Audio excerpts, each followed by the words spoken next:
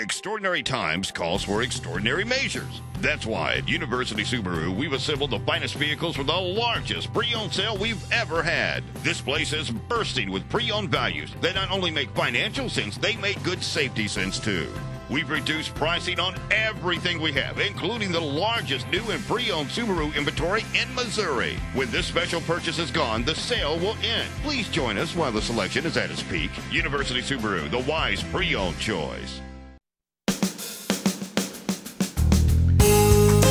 Good morning and welcome to Radio Friends. This is Wednesday. It's March the 20th, and I think today is the first day of spring.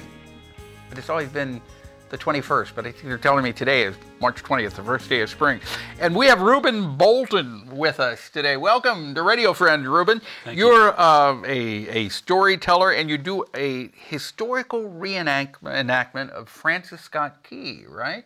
Yes, the author of the Star-Spangled Banner. Right, but the facial hair, you've got a lot more facial hair than old Francis would have. Well, Francis isn't my only character, and I'm a little shy on Francis engagements right now until this comes off after Easter. Okay, and he's here tonight also to talk about a special event that will be taking place tonight. But let's start off with Francis Scott Key.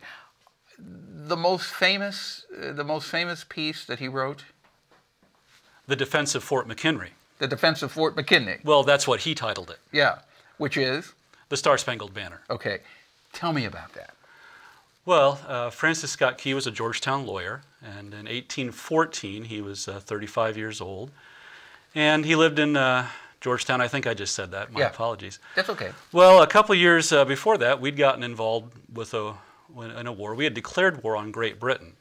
Francis Scott Key was a Federalist and was among a pretty good portion of the population that was unhappy about that declaration of war. In fact, he considered it immoral, that it was an unjust declaration because of our intention of taking Canada by force to be part of the United States. Well, here it is 2 years later, and the British have freed themselves of their distraction with Napoleon in France, and they are able to turn their full attention to these United States. And they start making trouble in Francis Scott Key's home state of Maryland, raiding from the Chesapeake Bay. And Francis Scott Key, even though he still opposes the war, joins the local militia, fights at the Battle of Bladensburg. We lose, and the British Army comes in and burns Washington, D.C., the government buildings and the White House at least, to the ground. This is just a few miles from Georgetown. Yeah. And it's a very alarming time. Well, the British retreat from there in Alexandria back down the Potomac. But Francis learns that as they retreated, they take a good friend of his, a Dr. Beans, prisoner. And he goes and finds the president, wherever he's hiding out now. And he says, I want to go help get this guy released because the British don't think he's an American citizen and a prisoner of war. He's being treated very badly because they think he's an English citizen and therefore a traitor. So Key goes out with a man named John Skinner on a little ship out on the Chesapeake Bay, finds the fleet, gets on the flagship, and negotiates Bean's release. And they say, he is free, but you all are not free to go to shore yet, not until after we attack Baltimore. They'd been on the flagship for several days, and they knew too much about the plans. So Key understands that the British intention is to get into Baltimore and plunder.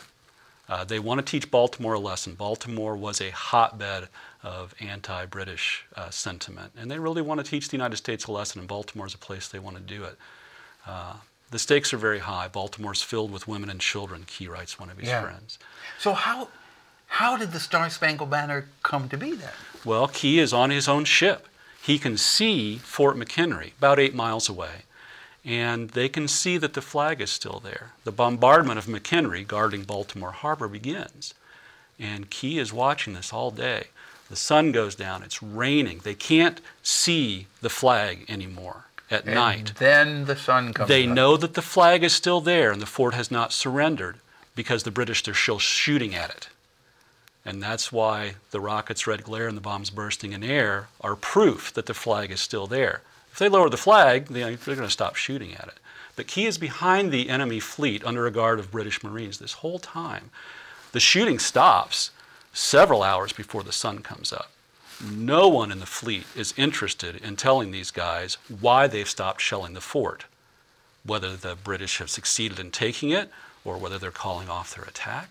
Key doesn't know. And he writes to a friend that they spend hours in suspense waiting for the sun to come up and the clouds to clear and the rain to stop so that they can get a glimpse of what flag is flying over that fort. Finally, the clouds break and the sun comes up and they get a glimpse. And in that fort, Major Armistead has lowered his storm flag, normal-sized 15-star, 15-stripe flag flown at military forts at that time. And he has raised in defiance an enormous Stars and Stripes. And that's what Francis Scott yeah. Key. And he begins to write this poem on the back of an envelope. Finishes it when he gets back to Baltimore. They're allowed to go to shore. Shows it to a friend who has it printed up as a broadside. It's anonymously published initially, but later became associated with Key. And he was a little bit embarrassed to be famous as a lawyer for writing poems. That was kind of a private side of his life. That's an interesting that's story. That's it. How does that? We're almost out of time. Oh no, I'm sorry. That's right. That's okay. But you're here also. How does this tie into the Valley View Community Church, The Lamb, a Passover perspective of the Last Supper? Well, I go about doing historically reenacting Francis Scott Key through his poetry on Facebook, if you're interested in that. But my first historical reenactment was this play, The Lamb, a Passover perspective of the Last Supper, that starts tonight at our church, and it's Thursday and Friday night this week. And this is a reenactment that instead of 200 years ago is 2,000 years ago of a Passover celebration in Jerusalem at the time of Holy Week and the Last Supper and those events. So this will be performed tonight, tomorrow night, and Friday night. Friday night. How long is the production? It's under an hour and a half, about an hour and 15 minutes usually to And it's at the Valley View Community Church. Where is that located? 2900 Barberry, which is north of I-70 off of Stadium. If you go Stadium until you have to turn left in the left lane, that's Primrose, and you take it to the end through the subdivision, turn left again at the stop sign, and the church is on the next corner. So what time? 7 o'clock. 7 o'clock tonight, tomorrow night, and Friday night. It's The Lamb, a Passover perspective of the Last Supper. Everybody is invited. Is there a charge? No, we don't charge admission, and I'm pretty sure we're the only people who serve roast lamb and don't charge anything at the door. So it's free of charge. The Passover is about food, and so we are very, very thankful that we are able to do it with period food of 2,000 years ago. Will you take what would have been free will donation? Yes, we take donations. All right, so a free will donation there.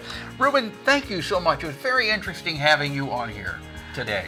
Thank you, and also telling us about Francis Scott Key. I'm sorry I took that much That's time. okay. That's okay. Tomorrow, National Nutrition Month and Poison Prevention. Our program directed by Travis McMillan of the Reynolds Journalism Institute. Audio is Pat Akers, KBIA. Our floor director is Zach Lawhorn. And our assistant producer and guest coordinator, Uncle James Mauser. See you tomorrow. Bye-bye.